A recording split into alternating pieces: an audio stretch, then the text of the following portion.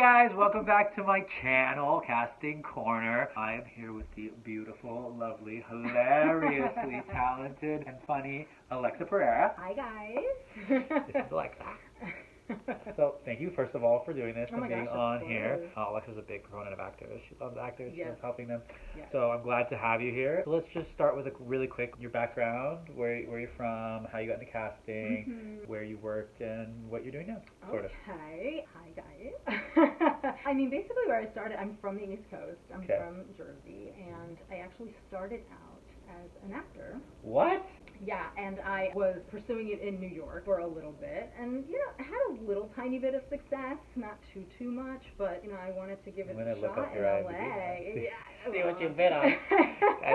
What's some real stuff? I wanted to make the move to LA to kind of give it a shot, because I always feel like as an actor you want to give. Like there's so much going on in LA that it's like you have to give yourself a shot in LA. At least I think so. Like once in your life. So I made the move out here and just discovered that like acting out here is a little different than New York in terms of what I felt when it came to like taking classes. For some reason I felt like in New York it was more about the training. It was more about the craft of acting. Whereas I almost feel like in LA it's a little more about like who you know. I agree with that. I think you know what I mean? Like when I started taking my first classes here, some of the first questions that people were asking wasn't even about like how the teacher was in the class or how the acting technique was or like whether it worked for you or not. It was more about who you know. Right. You almost took the acting class because of who the teacher was rather than the training. Yeah. I feel that way too. I feel like LA is a lot more about like who you know and like connections and stuff, whereas New York is more about the craft. I know a lot of actors that are in New York or started in New York, and it's like it's the same. Yeah. Or like even like London too, like British. I mean like it's a whole other thing, but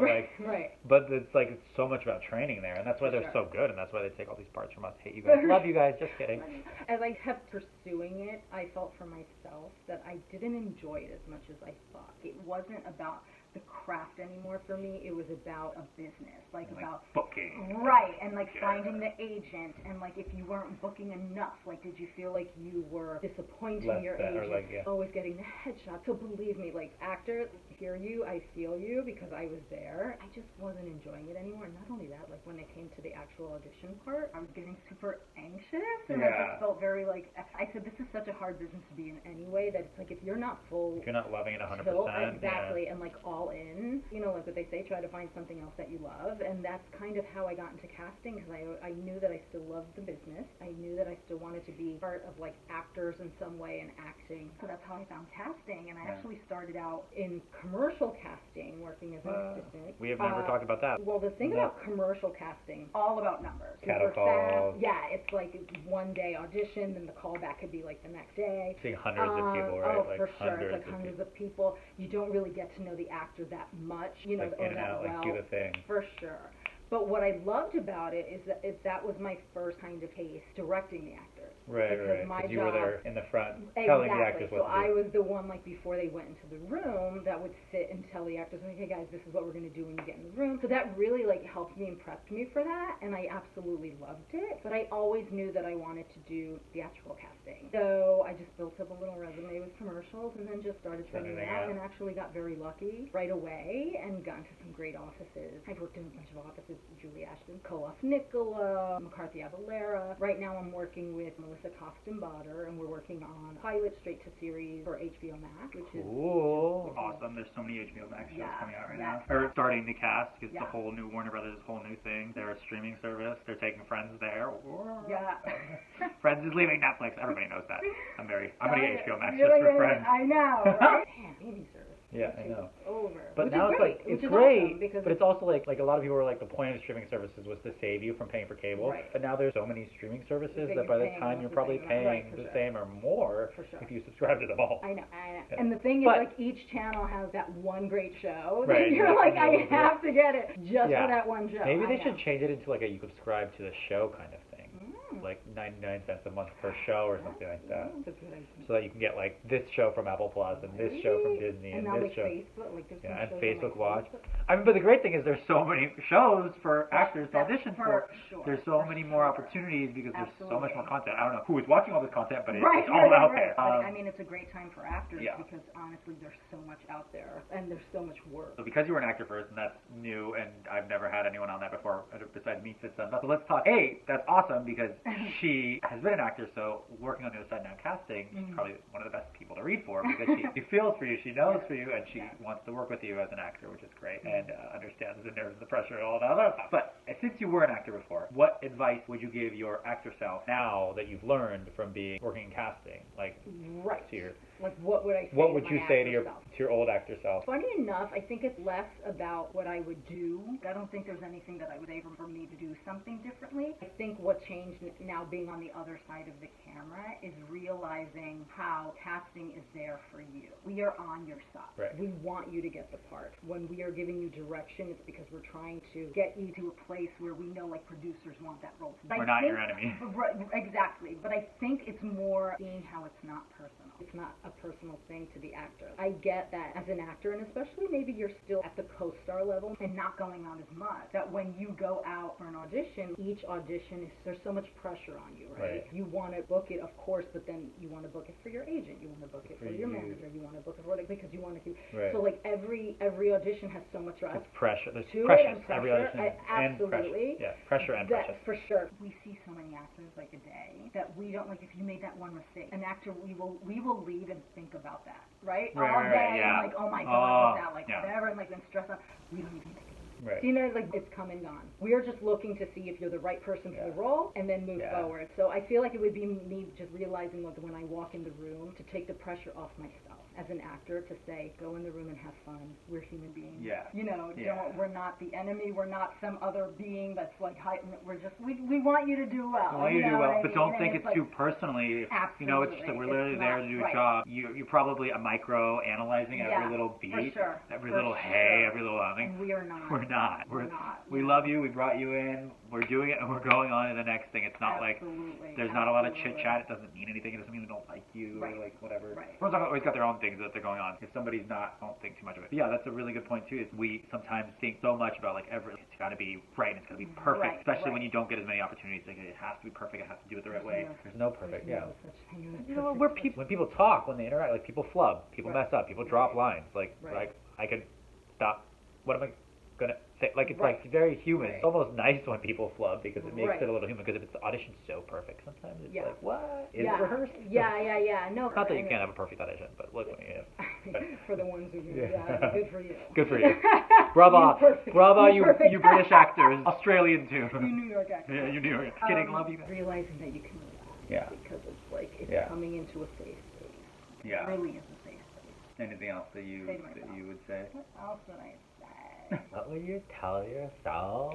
Well, like even if you run a session with like a huge guest star role, series regular role, and you have these actors that have been working forever, they still come in. They flub. And flub. They mess up. They drop line. They get nervous. And are nervous. Yeah. For sure. Yeah. That was my biggest eye opener. Was to say, I've seen that. Oh my God, this room is like it's a safe space. Yeah. Like we can just talk and we can just have fun and like we can just go into the scene and not worry about it being perfect, and then it's just. And honestly, the biggest advice that I can give is when you say to forget it, like when you leave the room, like to forget it is honestly seriously forget it. It's gonna sound awful to say that like the chances of you getting it is. No, it's true. I mean, no. Like slim because they are. You come in, you do your best, you have fun. Think about like if there's 20 people that come in for a role, you have 5% chance anyway. 5% chance of getting the role. There's a smaller chance of getting the callback. There's a smaller chance of getting the role. Because listen, here's the thing, for real. This is my background. What I mainly do is comedy. TV comedy. I have done some drama. Comedy is the thing. Is my thing. We put out a breakdown.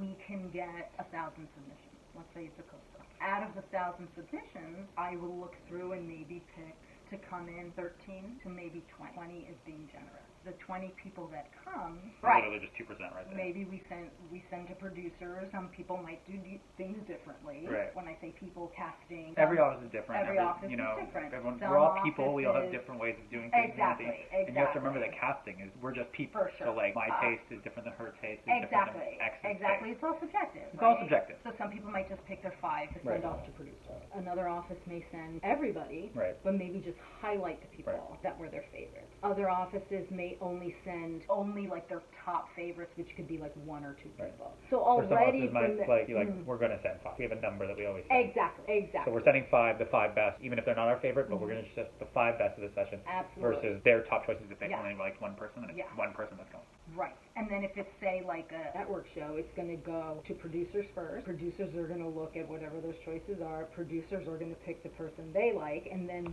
we send to studio. And then studio has to weigh in and improve. If they knock on wood approve, then it then goes to network, and then they have to approve. At any step of that way, an actor can be just like, no, and for whatever reason. It could be, we don't know what the reason could be. Sometimes they just say no.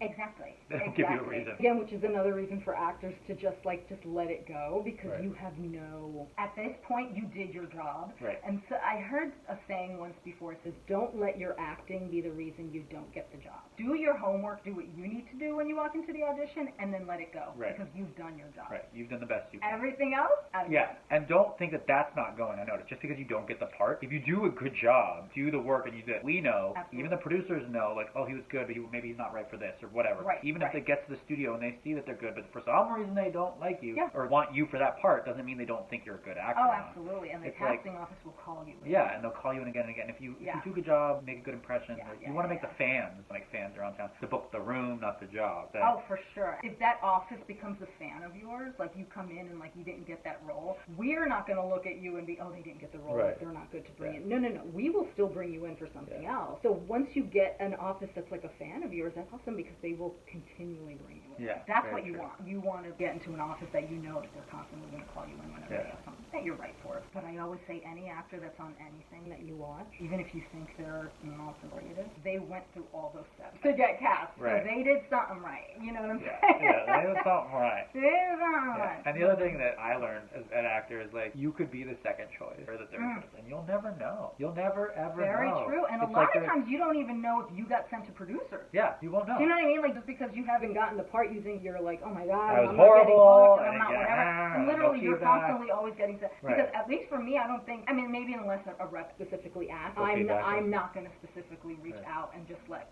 reps know, like, oh, we're sending to producers. It might depend, but it just opens up. You know what I mean? You just send, and you know, we do pin people. If it's a bigger role, or if it's like, are you in the mix because it's like a series regular, and they're like, okay, we like this person, but let us know if something else comes up. That's the whole thing. It's true. So sometimes, yes, then an actor will know actually if we do send to producers, because we do want to pin people or just make sure that they're going to be available for the role if we do end up casting them. Co-stars and guest stars, usually you're not going to know unless you're the choice. Some offices are different. Like, I've had it where you just pin the one choice, and sometimes you pin 2 or 3 people. Right. Or some you pin everyone that you send. Yeah. Because, like, I mean, I've been pinned multiple times and knock out the part, and I'm like, oh, well, what was it me? Was it this? And then I'll find out that there were 3 other people pinned. And I was like, oh. There are actually some reps that don't even let the actor know that they were pinned, which is crazy to me. Because first of all, as an actor, wouldn't you want to hear that? I would. Yeah, I mean, I get it. I get the. But I also have actor friends that don't want to hear when they're pinned. They only want to know when they get the part, because it's like, it's more let down when you get pinned and then don't get it versus not even knowing that you got pinned. I know. Loved, is it better to have loved? Yeah.